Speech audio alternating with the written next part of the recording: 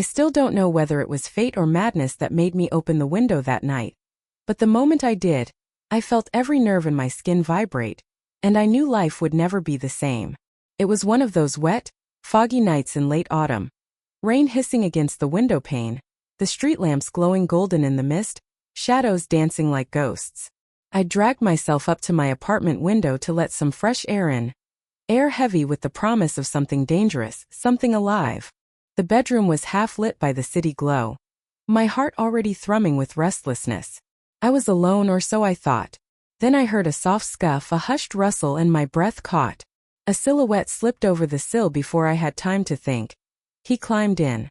I saw the arch of his back, the grace in his movement, the way moonlight traced every muscle.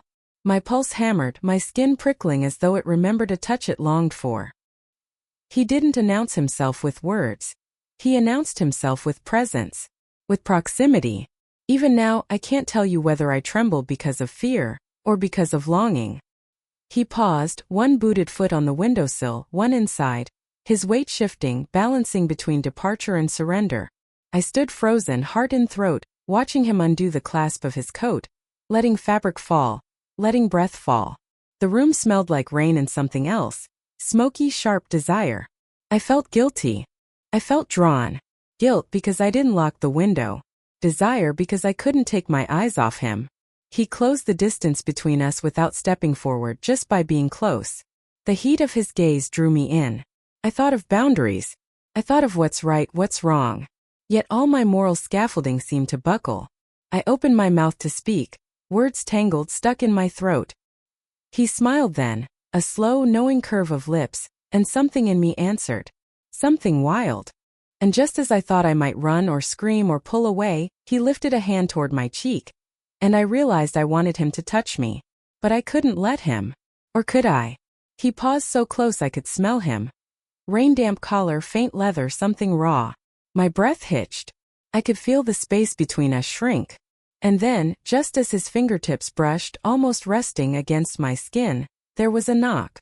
From outside down the hallway. I jolted. He froze. The world outside my window intruded. Someone calling my name, footsteps.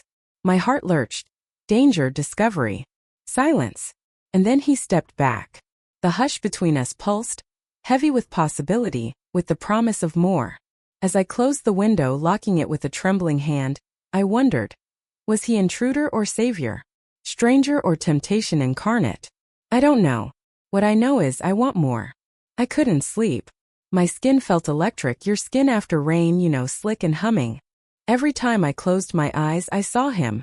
The way his shadow stretched across the floorboards, his silhouette against the dim lamp, the half-smile lingering on his jaw. I kept replaying his entrance. The audacity of it. The way he paused, how close he came. Morning light came too soon, and I found myself staring at the window, checking the lock again. My heart was racing before I even opened the curtains. Part of me wanted him back. Another part feared what that would mean. But I couldn't let go of the memory. By noon I was walking through the city, coffee in hand, but everyone around me blurred. I kept thinking about how it would feel if he were there. Touching my arm, searching my eyes. My cheeks warmed at invisible contact. My every sense seemed sharpened. What was wrong with me? I asked myself. What boundary was I willing to cross? That night rain came again. I lay awake, the window cracked open just slightly. I watched the moonlight trace patterns on the sheets. And then I heard it, the same scuff, subtle and soft. My breath caught so sharply I thought I'd choke. He slipped in. No coat this time. The dampness of his shirt clung to his skin. The scent of him was stronger, more intimate. I felt a shiver run through me from scalp to toes. He didn't say anything. He just stood there, chest rising in slow breaths, eyes on me. I could see longing, maybe even conflict, in them. I wanted to reach for him, but hesitated. I thought about what this meant. Privacy invaded? Morality bent? Or an answer I'd been hoping for unknowingly? He came closer, slow. My body trembled. My skin prickled at each footstep. He paused inches away. His fingers grazed my arm, and electricity leapt. A warning? A promise? I pulled back, hurt by my own desire. But he leaned in, his lips near my ear, breath warm, whispered something I couldn't fully hear. It made my blood heat. My breath trembled. I pushed him gently away. "You shouldn't be here," I said, voice shaking. He only smiled. "But I am," he murmured. The line between right and wrong blurred in that moment, defined only by how I felt. And I realized I didn't want to draw it again. Then he asked me something that stung in the way only truth can. "Do you want me to leave?" The question hung in the air. My throat closed. I didn't know what I wanted. And before I could answer, he touched my hand and held it, my skin on fire. And then he leaned in for something more, something I both feared and longed for. But just before our lips would meet, a sharp bang at the door echoed in the hall. He froze. I gasped. "Are you guys okay in there?" A neighbor's voice called. I tore my hand from his. He retreated into shadow, airborne tension still between us. My heart was pounding so loud I thought the walls might shatter. He crouched, breathing shallow. I lay still. The door downstairs clicked. Steps shuffled. And he stayed right there, silent and close. I swallowed. I wanted to ask him to leave. I also wanted him to stay. Days went by. The memory of him haunted me like a melody I couldn't stop humming. I caught myself glancing at every open window, every dark alley, half expecting him again. Was I hoping? Yes, hoping and terrified. I started keeping the window cracked open, even in daylight, as though air itself could bring him back. I avoided sleep. When I closed my eyes, I saw his figure in my dreams, but always just out of reach. His voice echoing, whispering secrets I couldn't understand. And whenever the rain fell, my pulse leapt with the possibility. Not fear this time, desire. Then one night I found a note on the windowsill. No envelope, just paper wet with rain, ink smudged. "I remember your name." My name. My heart froze and then melted. I held the note against my chest, breath shallow. Who was he? What did he want? I wanted to respond. I considered writing back. But what would I say? "Yes, I remember you too. Please come back." It felt like surrender, but the pull was irresistible. I was dancing on a blade, and every moment felt dangerous. Later that same night, he came in again. The note, or maybe the intention of it, allowed me to welcome him. I didn't shut the window. I watched him approach me, a silhouette in the muted light, wet hair, skin gleaming faintly. He didn't speak. He just stood there, 2 heartbeats from me. His face close, breath mixing with mine. He reached for me, his hand, but I stopped him. Pulled away. I couldn't let this go too far, not now. I whispered, "I can't." And the word hurt more than anything else. Because every part of me wanted to let him. He looked at me then like I'd broken something sacred. His lips parted, maybe to say something, maybe to beg. But instead he dropped his gaze just for a moment to my lips, and then back to mine. The silence between us was thick with want and regret. He touched my cheek, fingers soft, trembling. I closed my eyes. Memories of other hands, other words flickered. My past wants, my unspoken fantasies, things I thought were mine alone. Then I felt a shift. He kissed me. Not full, but the ghost of a kiss, tentative, trembling. My body responded before my mind could catch up. I felt the scar of hesitation, the heat of guilt, the fire of want. Everything collided. And then he stepped back. Pulled away. "This can't be good for you," he said softly, voice raw. I nodded, though part of me thought, why must good be the measure? Who decided? He left then, slipping out the window as quietly as he came. The room felt empty in his absence, but a fire in his memory. I slid to the floor, breath shaking. My skin felt alive, buzzing with loss. In the mornings I still see the note, the shape of his silhouette in the curtains. And sometimes in the mirror I catch my reflection and wonder, who have I become? Longing is changing me. And I'm not sure whether I'm afraid or excited. Then, just when I thought I might find solace in distance, something happened that changed everything. It was a brief email. From someone I didn't recognize at first. The subject: "I saw you." My chest tightened. My heart a drumroll. Inside, one line: "Today at the cafe. You looked away." No name. No signature. Just that sentence. I replayed the afternoon in my mind. I remembered sitting at the corner table, rain dripping from the awning outside, holding a warm cup of coffee. I pressed my lips around it, watched the street blur with umbrellas. I thought I'd been alone, safe. But his eyes, or someone's eyes, had been on me. Watching. Waiting. Following. My hands trembled when I finished the email. I felt exposed. Intrigued. Unnerved. I wanted to reply. I wanted to ask, was it you? Where were you sitting? Why did you leave before I saw you see me? But pride held me back. I stayed silent. I locked the window tight that night. But my dreams found him, his breath, his hands, his promise.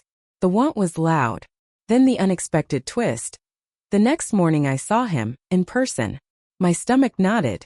I was walking toward the subway station, gaze cast down. The rain had lightened, and the air smelled of wet concrete and flowers someone had dropped somewhere. Under the street lamp, half hidden by shadows, overcoat collar turned up. He watched me. I froze. My pulse roaring. Everything around me seemed to blur. Faces, cars, the dull ache in my feet. His eyes locked on mine. He didn't move. Not for a moment. Just stood. And in his posture I saw longing, fear, longing again. I wanted to run. I wanted to sink into the crowd and disappear. But I stayed. He stepped forward slow. My breath stalled. He stopped just a few feet away. You read it, he said softly, voice threading through the cold air. I nodded. Words caught in me. He closed the gap. The streetlights cast his face in golden shadow. He lifted a hand but didn't touch me. Instead, he spoke. I've been trying to stay invisible. I don't know what to think, I said, voice small. He smiled, sad and mischievous. That's exactly why I came. I swallowed. There was something vulnerable in his admission, something fierce. My heart twisted with questions. What does he want? Am I being used? Is there something dark behind this? Something I can't escape? He reached out, brushing rain-kissed hair from my forehead. The touch was electric, personican, intimate. My breath hitched. My skin pricked. I felt shame. I felt desire. And in that moment I realized what I feel for him might be more than thrill. Maybe danger wrapped in tenderness. Then something in his eyes snapped. A flicker of fear. He stepped back. I shouldn't put this on you, he said. I'm sorry. And before I knew it, he turned, melting into the misty street. I watched him go, my heart pounding with regret, with something heavier. Curiosity. I walked home in a daze, the night pressing in. After I shut the door, locking every bolt, I sat by the window, frozen, staring at the empty street. Then I heard the window slide softly. He was there again. His silhouette in the slim moonlight. My heart jolted. Did I want him gone? Or did I want him closer than ever? He came through the window without knocking this time. No announcement, just presence. I tried to steel myself to be wary. But when he stepped in, closing the window behind him, all that discipline melted. The air prickled around me like live wires. He wore a shirt damp from the rain, clinging to him like a confession. His collar was no longer pristine. Hair a little disheveled, cheeks flushed. He looked both deliberate and lost. He looked dangerous. I felt both flattered and afraid. He paused, breathing me in, the hush between us filling with things unsaid. I wanted to ask why he continued this dance, why he kept returning, but my voice faltered. I realized I didn't even know what I feared more. Rejection, or losing this crackling connection. He approached. His fingers hovered at my shoulder, then grazed it, feather-light. I shivered. Time dragged. I wondered how many nights I had imagined this, how many times I ached for his touch without knowing his name. Morals whispered that this was wrong, that I was reckless. But something in me wanted to be reckless. His hand slipped lower, grazing collarbone. I caught my breath. I closed my eyes. I felt guilt, yes, but also a wild joy I hadn't anticipated. My skin pulsed. Then I realized. He was not the only one in my fantasies. There was someone else. A secret fantasy I'd never admitted, even to myself. A friend I once trusted more than anyone. Someone safe. Someone who never promised anything. In that fantasy he was always obscured, shadow-kissed. And now, seeing this man in front of me, I compared them, safety versus chaos. Light versus shadow. He moved forward, breathing near my lips. I hesitated. 1,000 thoughts. If I let this, will I betray someone? Will I be judged? Will I regret? His lips brushed my jaw. I gasped. The tip of my nose brushed his. I felt his breath trembling. He stopped, pulled back. "I want you," he said softly. "But only if you want me to." My heart twisted. I wanted him. But I also wanted the right to draw lines. He stepped closer, to collide with me, to taste me, but I swallowed hard and stepped back. "I need to know who you are," I whispered. He hesitated, shadow crossing his face. And then out of the dark came a phone. Mine. Light flashing. Someone texting. A name: Sarah. My chest clenched. Sarah, my best friend. Sometimes more in my heart than words can hold. My hand shook. I realized I had almost let this moment become something I couldn't take back. For her. For me. He saw me stiffen. He saw the conflict in my eyes. Something like pain or regret flickered in his. He stepped away as though stung, as though he'd crossed a line he didn't want to cross either. "I didn't know," he said, voice soft, almost breaking. I sank onto the bed. He stood there, rain lights on his skin, shadow dancing on his mouth, waiting for me to choose. I raised my hand to cup my face, fighting tears I didn't want, desire I couldn't stop. And just as I thought I'd finally speak, tell him to leave or stay, there was a sharp noise. Somewhere downstairs, voices. Loud. Footsteps. Someone calling my name again. My heart jolted like before. I leapt up. He froze. Then his eyes met mine, dark, intent, pleading, and he slipped away through the window, disappearing into the night, leaving behind the scent of rain, the ache of what almost was, and the echo of what I should have done. I collapsed on my bed, body humming, mind racing. I knew something inside me had shifted. I wasn't the same. I was changed. Morning was harsh. Light too bright, guilt too sharp. I woke hollow, craving him, regretting everything. I replayed the moments. His kiss near my ear, his words unspoken yet palpable. Did I want him? Yes. More than I ever imagined. But at what cost? The day passed slowly. I kept glancing at my phone, waiting for a message. Nothing. Was I deluding myself? Was any of this real? My reflection in the cafe mirror looked haunted. Eyes full of longing. Lips quivering with unspoken confessions. I remembered Sarah. I thought of her laugh, her trust, her closeness. I wondered whether I was betraying her, whether in letting myself need him I was betraying everything I believed in. That night I decided I would not let him back in. I would lock the windows, draw the curtains. I would protect what little dignity I had left. But a part of me trembled at the idea of losing him, that spark that had lit me when nothing else could. So I sat by the window, heart hammering, rain tapping against the glass. I waited. When he appeared, I didn't move away. He stepped in quietly. No coat. No pretense. Just him, raw and aching. The room smelled of rain and wood, of promise and danger. He sat on the bed's edge, eyes trained on mine. I could see the weight of what he carried. Desire, regret, longing. I wanted to reach out, but I held back. He raised his hand, his skin slick in the low light, and kissed my palm. I felt something break inside. Then he spoke. "I have to tell you something I never told anyone." His voice was a whisper gone raw with vulnerability. My breath caught. He confessed that he'd been watching me from afar for weeks, ever since I laughed at someone else's joke in that cafe. He remembered the tilt of my head, the way I tucked hair behind my ear. He said he'd imagined this moment, the danger, the intimacy, me open and trembling. And he admitted he didn't care about morality so long as he could be honest with me. I felt tears burn. Because truth, even dangerous truth, cuts sharper than lies. I wanted honesty. I also feared it. I reached for him. Let him pull me closer. Our bodies almost touched, my cheek near his chest. I felt his heartbeat, a steady drum, powerful in the hush. Then something in me pulled back. A memory. Sarah's smile, a promise, an unspoken loyalty. I thought, am I choosing this because I want him or because I want to prove something? Because I've been lonely? Because danger feels like love? He noticed my hesitation. He pressed a kiss to my forehead, not the lips but a promise. "You don't have to decide now," he said. "Just be here." The tenderness, the raw pull between us was almost unbearable. I wanted him to stay, wanted to cross the line. But I also knew some lines, once crossed, can't be uncrossed. Suddenly there was a soft sobbing. From me. I didn't expect it. I had held back so much. But the tension, the anticipation, the moral chaos, all of it had built a dam inside me, and it broke. I cried quietly, my body shaking, heart full. He wrapped me in his arms, just held me, and for a moment safety and danger merged. My tears against his chest, his breath warm on my neck, my pulse roaring, the room alive.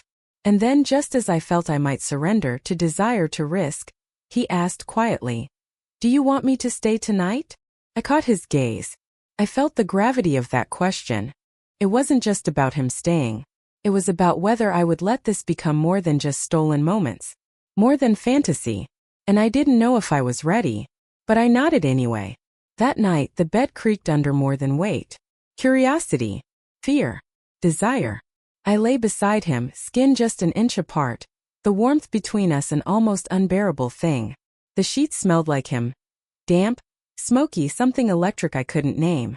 I was hyper-aware of every inch of proximity, shoulder to shoulder, breath against skin, the way light cast shadows that seemed to linger, hungry.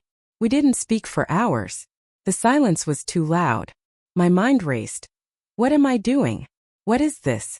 But my body answered before my thoughts could matter. A brush of his hand along mine. A gentle grinding of our knees. Heat building behind my belly. Each touch whispered promises I wasn't sure I deserved. He traced my collarbone, his fingers light, trembling, like he was memorizing the map of me. I shivered. Mouth dry. He leaned in, whispering something indecipherable, words lost to the ache in my chest. My lips parted. I felt myself falling. Into longing. Into moral fissures that I was both terrified of and wildly drawn toward. Then the twist. I realized I was not alone in this secret desire. I thought of Sarah again, the woman I loved like a best friend, perhaps more. She didn't know. But in my heart her name echoed in the night. Part of me felt I've betrayed her just by feeling this. That every night I let him close was betrayal. And yet, with him I felt alive in ways I never had with her, or with anyone. He noticed my hesitation. Softly he asked, "Do you love her?" More of a whisper than question, but it cut deeper than a knife. I didn't want to lie, so I nodded. But the answer came loudly with my heart. Yes, I loved her. Deep, unwavering love. Yet I also loved him. In that moment I felt it like fire and ice, dangerous and intoxicating. He kissed me then. Not full, but a feather. Electric. My body arched. My lips trembled. Desire pooled. I wanted more. I wanted everything. But I worried about what would happen once light came, once guilt surfaced. Would I regret? Would I hurt Sarah? Would I hurt myself? He sensed it. Pulled away, chest rising. "We shouldn't," he said. Long, painful words. I felt tears prick my eyes. For once I was certain of something. I shouldn't. But I also didn't want him to go. I grasped his arm. "I want this, but I hate myself for wanting." My voice cracked. Shame and longing tangled. The room seemed to spin. He didn't answer. He kissed me again, above my lips, on my cheek, like apology. Then he stood, hesitated at the window. Rain outside. Moonlight slicing through curtains. He looked back at me. His eyes full of contradiction. Need and sorrow. Hope and guilt.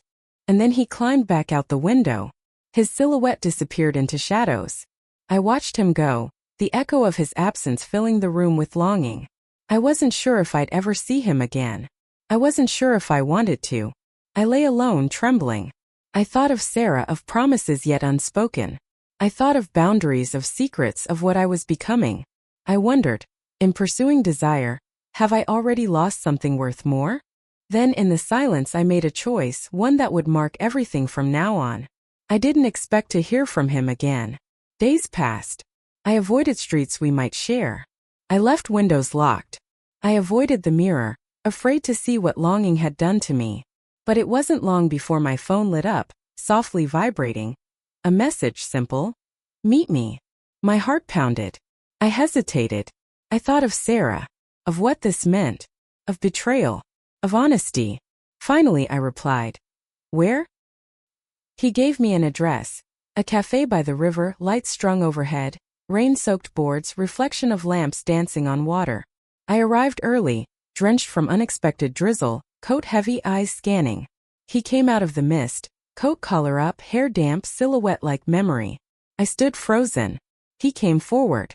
I felt the cool air, the pulse in my throat. He sat across from me. We didn't speak at first. Just looked. The water murmured beneath nearby boards, rain tapping overhead. Then he reached across the table, his hand covering mine. Warmth, shock. I had to see you, he said. I couldn't keep hiding. I swallowed. I need to know if this is real, I said. If I matter, for more than just stolen moments. He nodded. You do. His voice low, earnest. More than I deserve. We spent hours talking about secrets, about love, about fear. I told him about Sarah. That she's always with me in my mind, in my heart. I told him I didn't want to hurt her, nor myself. He listened. No judgment, only understanding. Then came confession. He was someone from my past. Not someone I recognized initially, but someone whose life had tangled with mine long ago, in ways I had forgotten. Someone who had watched me grow, lost, changed, and loved me in silence. He'd come to me now because he couldn't bear living in shadows anymore. Because the possibility of letting me go terrified him more than the risk of stepping over lines. My chest ached. I felt tears. Because everything was messy. Because desire and love and guilt were tangled. Because life isn't clean. Finally, I made a choice, one I didn't think possible. I told him I wanted to see him. I wanted to explore what this could be. Not in stolen hours, not in whispers in the dark, but with honesty. I told Sarah the truth. Not everything maybe, but what I needed to. My feelings were changing and I couldn't keep pretending. It broke something in me. Seeing her hurt, seeing her confusion, but it also freed me. Because I realized love isn't about sacrificing yourself. It's about honesty even when it hurts. In the end he stayed. Not through the window this time, but in the light. We touched gently, intimately. Not just desires but hopes. We held hands. Lips met softly. It was real. It was terrifying. It was everything. I felt satisfaction, not in conquest but in truth. In letting myself be vulnerable. In choosing something messy and beautiful over perfect safety.